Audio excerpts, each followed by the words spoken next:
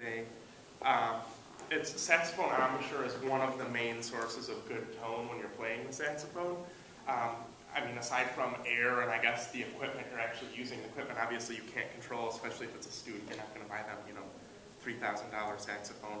But and then the air, which has already been talked about, it's really crucial in getting a good sounding saxophone sound. And I think one of the biggest problems with the way many band directors and teachers teach it is they teach it kind of similar to the clarinet.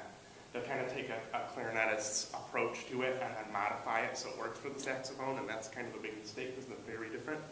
And I don't know who has played the saxophone. Did you guys play it here? Okay.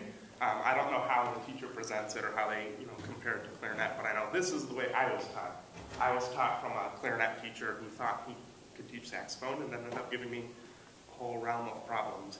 So anyway, setting up the saxophone, the embouchure, begins with the teeth on top of the reed. It's like, set them on top. The bottom lip curls over the bottom teeth, and you use that as like a cushion and muscle support for the reed to get it to vibrate. That looks like this. And then last but not least is the corners, and this is the biggest difference from clarinet corner. Clarinet corners typically are firm, sometimes pulled back a little bit. Saxophone, we're going towards the center. And actually there's a really, I brought this because this is a really good picture. It uses this like spokes on a wheel analogy. You're trying, I guess, kind of bring it to everyone. It shows how all the muscles in the face kind of come towards the center when you're actually playing on the mouthpiece, and that's kind of the visual you're trying to have. So that's that. Another big problem that many beginning students have is they bite, which is not good. The thing is, for many students, biting will get the sound out, and they get that, and then they think that's an acceptable way to do it. It's going to take some time to build up their muscle support. You might not get them to be able to play the first time without biting. I mean, it's just a matter of obviously practicing regularly. That kind of thing will help develop those muscles to the point where you can create sound without biting.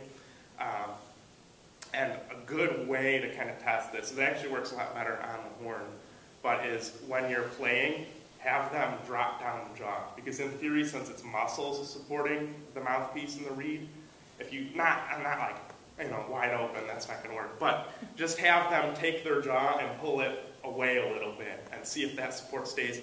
Their intonation might change, the pitch is going to sound, it's going to sound worse, but the sound shouldn't stop. There should still be a sound. Let's see here. Proper tension, this is kind of a thing many people don't know about, especially when they're first starting. How much muscles do I use? And a good goal on the alto saxophone is when you play the mouthpiece only, you should get approximately a B-flat concert. And it doesn't have to be exactly, I mean, you can even go, a major second in either way, but if you're getting like minor thirds, major thirds away from B-flat, either higher or lower, that's something that needs addressing. Another time you could do that, maybe they are getting a major second or something, but they're still struggling with their tone. Try and kind of center it down on B-flat. That B-flat kind of tends to be the average for many people. If it's too high of a pitch, it usually means they're biting most of the time, and you can kind of see that. You'll see it up on the sides of their face if they're biting, like their muscles up here will be being used. And if it's too low, a lot of times it's actually not that necessarily that they don't have enough, that their teeth aren't too close to it. It could be just weak muscle development, which will, change in time, or else more likely it's probably something with the back of their throat, either their soft palate's too high or whatever, that'll, affect as far as pitch going too low. And lastly, another big one for newer people is don't puff the cheeks. Everyone does it, including saxophone players here. They get sore after a while and you just, you do it. But you gotta work on the muscles, and I'll show you guys another picture in here that's actually pretty good. It shows how many muscles. These are only muscles that are used in the embouchure. So you can see there's a lot that you have to work on to get this to be what it needs to be. And so, I'll just kind of wrap up with an exercise we can do. Everyone can do this.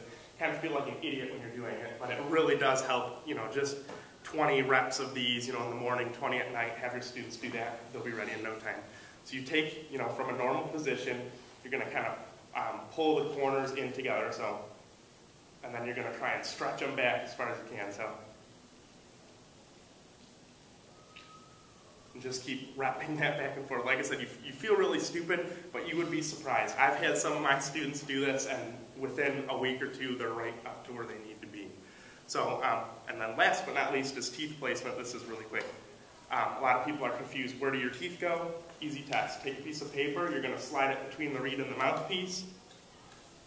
If I can get it in. And it's going to stop at some point. At the point it stops is where the reed starts touching the mouthpiece. That's where the bottom teeth need to be aligned.